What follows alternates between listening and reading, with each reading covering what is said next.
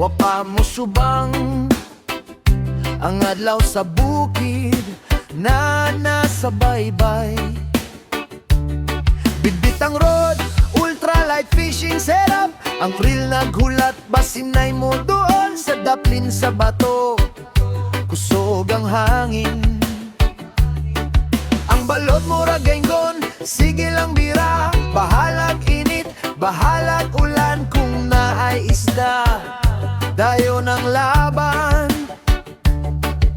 Usahay way paak, usahay puro bato, pero kada hagis lahi ang kasing-kasing. Kay basin sa sunod, basin sa karon, ang tsamba mo abot na pud. Tsamba, fishing labencha, habi o bukas, way kahadlok low tide man o high tide.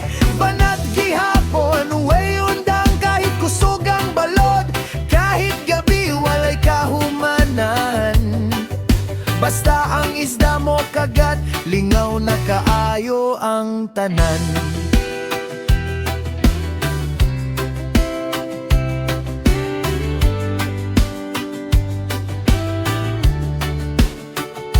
Muato sa pantalan, usahay sa reef, mangitag lugar nga na ay lihok sa tubig.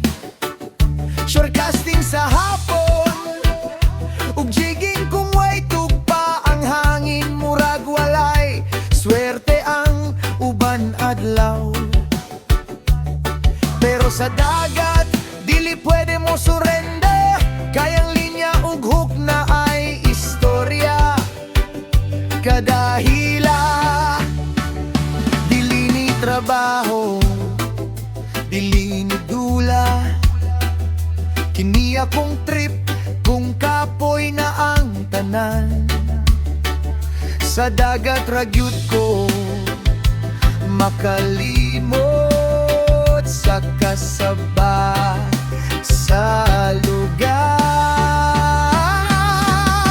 Samba, fishing adventure, bisan kapoy, bira gihapon, ultralight rod, sa kamotug pangandoy sa matag habyo. Kahit maalon, kahit lisod, sa baybay ra gihapon ko, basta na ay isda sa tumoy. Kanta dayon, inom dayon, lipay na pud.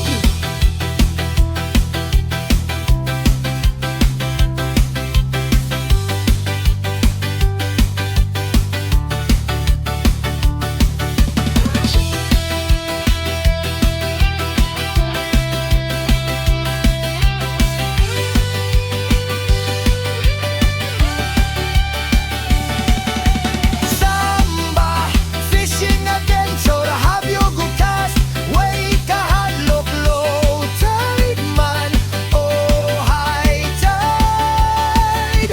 Banat gihapon, way undang kahit kusog ang balod, kahit gabi walay kahumanan. Basta ang isda mo kagat, lingaw na kaayo ang tanan.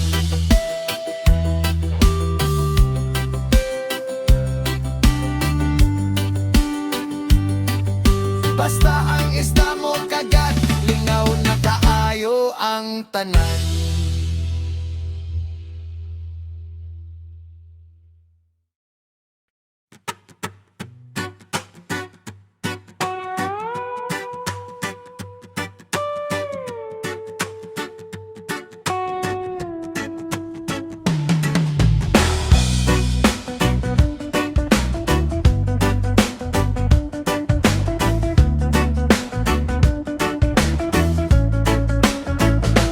Sayo sa buntag, wapa mo subang ang adlaw sa bukid na anas sa baybay.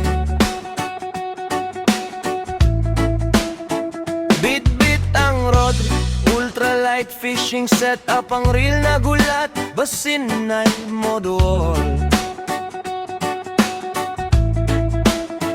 Sa daplin sa bato, kusog ang hangin, ang balod mo ragaygon, sige lang bira.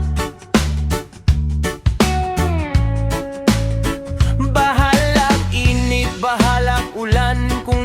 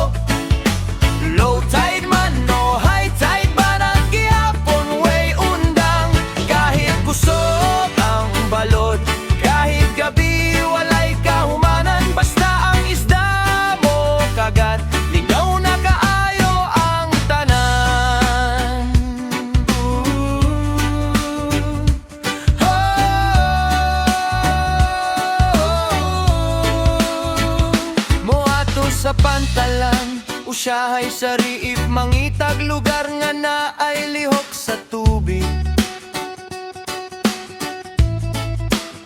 Shore casting sa hapon ug jiging kung way tugpa ang hangin, murag walay swerte ang uban adlaw.